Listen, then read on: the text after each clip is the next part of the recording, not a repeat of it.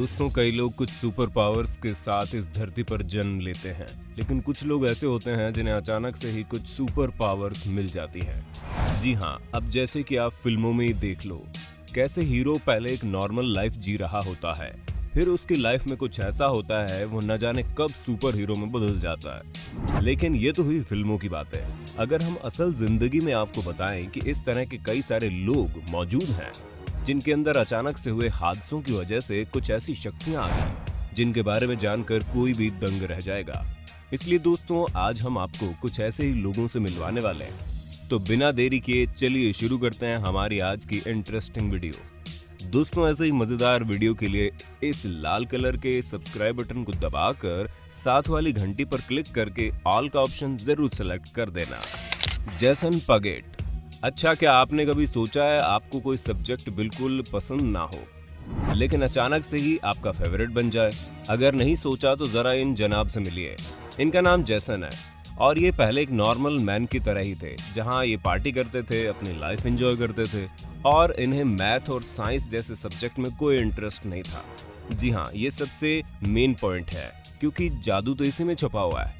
असल में सन 2002 की 13 सितंबर की रात को सब कुछ बदल गया, क्योंकि उस रात जब ये अपने घर के पास मौजूद एक बार में अपने दोस्तों के साथ एंजॉय कर रहे थे, तभी दो लड़कों ने आकर इन्हें पीछे से मारना शुरू कर दिया, जिसके बाद इन्हें काफी ज्यादा चोटें आई और फिर इनके दोस्तों ने इन्हें हॉस्पिटल पहुंचाया। हालांकि हॉस्पिटल से तो ये कुछ दिन में ठीक होकर आ गए, लेकिन जब ये वहां से आए तब से इन्हें मैथ्स और साइंस में अलग इंटरेस्ट आने लगा, जिसके बाद ये घंटों इंटरनेट पर सर्च किया करते हैं और ये खुद अपने आप से मैथमेटिकल फॉर्मूलाज को समझने लगे कि वो आए तो आए कहां से। इनका दिमाग इतना तेज हो गया कि ये ज्योमेट्रिकल स्ट्रक्चर से भी चीजों को बड़ी आसानी से समझ लेते थे, जिसके बाद इनके दिमाग को कई सारी यूनिवर्सिटी में रिसर्च भी किया गया, जिसमें पाया गया कि इनके दिमाग में ऐसी जगह पर वार हुआ है जिसकी वजह से इनके दिमाग की कुछ नसें अपने आप खुल गई हैं। हालांकि ये एक तरह का डिसऑर्डर है जिसमें इंसान किसी एक चीज में बहुत ज्यादा माहिर हो जाता है और सेम ऐसा ही जेसन के साथ हुआ और अब ये अपनी मैथमेटिकल दुनिया में ही जी रहे हैं और ये कहते हैं कि इन्हें इनमें बहुत मजा आता है। Derek Amato. अच्छा, क्या कभी ऐसा हो सकता है कि आप स्विमिंग पूल में तैरने के लिए जाओ और वहां से जीनियस होकर बाहर निकलो? हाँ, हमें पता है ये सुनने में थोड़ा अजीब लग रहा है, लेकिन डेरेक अमाटो के साथ बिल्कुल ऐसा ही हुआ। जब वो 39 साल के थे तो उन्होंने स्विमिंग पूल में छलांग लगाई और इनकी ये डाइव इतनी गलत चली गई कि इन्होंने 35% तक सुनने की क्षमता खो दी। लेकिन वो कहते हैं ना कि अगर आपसे कोई एक चीज छिन जाए तो दूसरी मिल जाती है, और इनके साथ भी कुछ ऐसा ही हुआ। इन्हें म्यूजिक दिखाई देने लगा। हाँ, ये सुनने में थोड़ा वियर्ड जरूर लग रहा है, लेकिन ऐसा ही होता है। उनका कहना है कि इस इंसिडेंट के बाद जब भी ये म्यूजिक सुनते हैं तो म्यूजिक के ब्लैक और व्हाइट स्क्वायर इनके सामने घूमने लगते हैं और ये एक्चुअल में फील कर पाते हैं कि म्यूजिक है क्या। ये समझ पाते हैं कि ये सारी चीजें आ कहां से रही है। असल में ये सिंथेसिया नाम की बीमारी से पीड़ित हो गए, जिसमें कोई एक पर्टिकुलर चीज हर समय इंसान के दिमाग में चलती रहती है और वो उसकी इमेजिनेशन में आ जाती है। जैसे डेरिक के इमेजिनेशन में म्यूजिक आता है, जिसके बाद तो मतलब म्यूजिक इनकी पूरी दुनिया बन गई और अब ये एक बेहतरीन म्यूजिक कंपोजर के साथ साथ खुद पियानो भी बजाते हैं और अब ये अपनी इस म्यूजिकल लाइफ को काफी एंजॉय भी कर रहे हैं। लेग एर्सेज।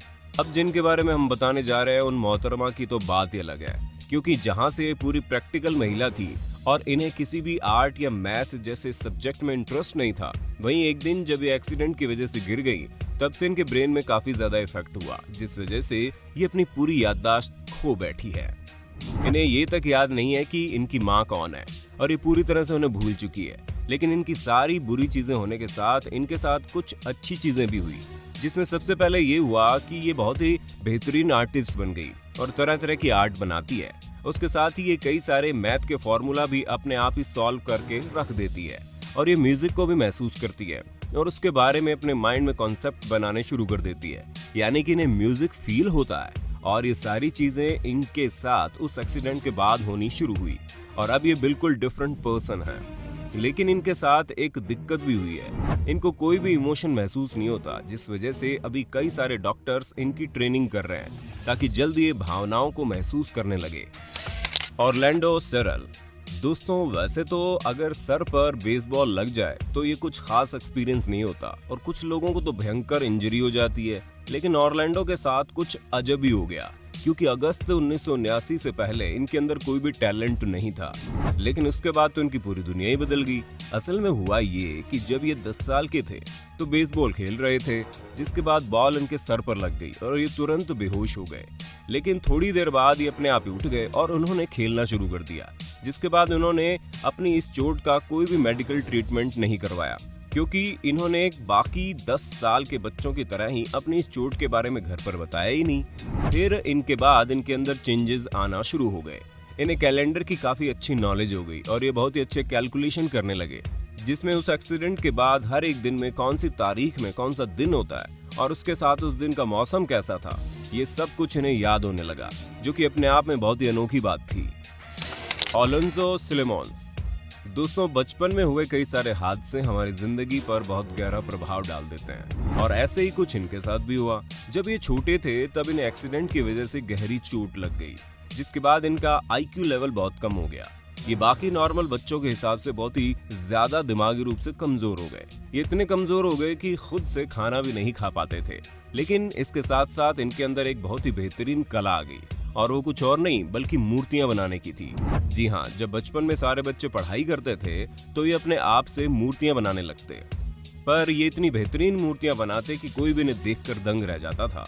इतने कम IQ वाले इंसान ने ये मूर्तियां बनाई तो बनाई कैसे?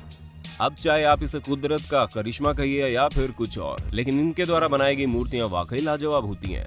और अब तो ये मूर्तियां बनाने में इतनी तेज हैं कि किसी भी चीज को देखकर 30 से 40 मिनट के अंदर ही उसका 3D स्ट्रक्चर बनाकर रख देते हैं और इनकी इसी खूबी की वजह से ये बहुत ही बेहतरीन स्कल्पचरिस्ट बन गए हैं। Ben McMahon.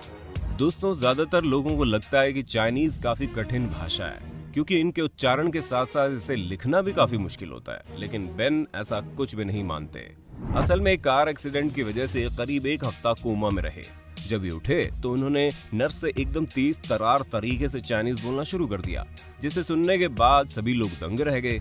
इसके बाद इन्होंने एक पेपर उठाया और उसके अंदर लिखा, I love you mom, I love you dad and I will recover soon। और ये सारी चीजें उन्होंने चाइनीज में लिखी।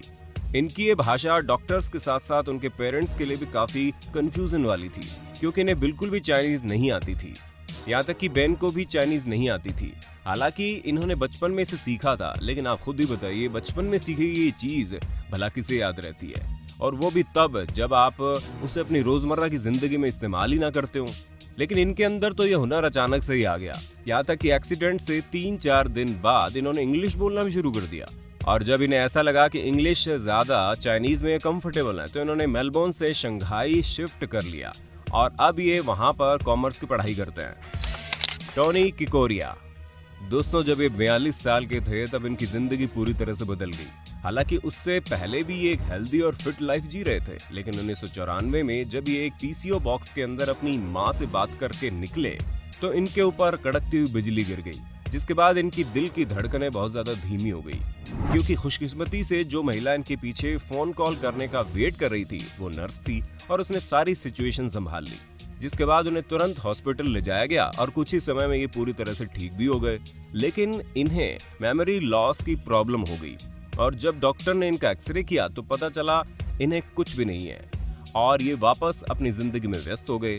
लेकिन उसके कुछ समय बाद ही उन्हें अचानक से ही म्यूजिक में बहुत ज्यादा इंटरेस्ट होने लगा। इन्हें पियानो की धुन सुनना बहुत अच्छा लगने लगा और फिर उन्होंने खुद से पियानो बजाना शुरू किया। फिर देखते ही देखते ये उसमें इतने माहिर हो गए कि 2007 में अपनी खुद की एक एल्बम भी निकाल दी और अब ये प्रोफेशनल काम के साथ साथ न सिर्फ पियानो बजाते हैं बल्कि म्यूजिक भी कंपोज करते हैं। टॉमी मैकहू। दोस्तों, टॉमी पोलैंड में एक बहुत ही फेमस आर्टिस्ट हैं, लेकिन ये आज हमारी लिस्ट में इसलिए नहीं है क्योंकि ये बहुत ही फेमस आर्टिस्ट हैं, बल्कि इसलिए है क्योंकि इन्होंने अपनी ये आर्ट एक अलग तरीके से पाई है। असल में जब ये यंग थे तो इन्होंने एक क्राइम किया था, जिसके बाद ये जेल भी गए। लेकिन जब ये जेल से छूटे तो इन्होंने शादी करके सेटल होने की सोच ली और फिर इन्होंने कंस्ट्रक्शन वर्कर के तौर पर काम भी करना शुरू कर दिया, जिसके बाद इनकी लाइफ नॉर्मली चलने लगी।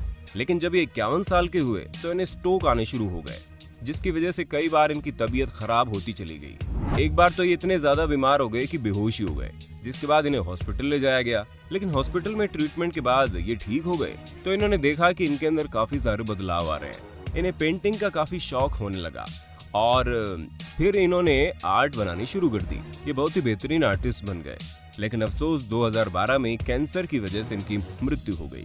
पर इनके द्वारा बनाई गई आर्ट को अभी भी लोग बहुत पसंद करते हैं। दोस्तों, आज के लिए बस इतना ही। वक्त है आपसे अलविदा लेने का। हमारी आज की वीडियो कैसी लगी हमें कमेंट करके बताना, और ऐसे इंटरेस्टिंग वीडियो लगातार देखने के लिए हमारे चैनल को लाइक, शेयर, सब्सक्राइब करना ना भूलें। धन्यवाद।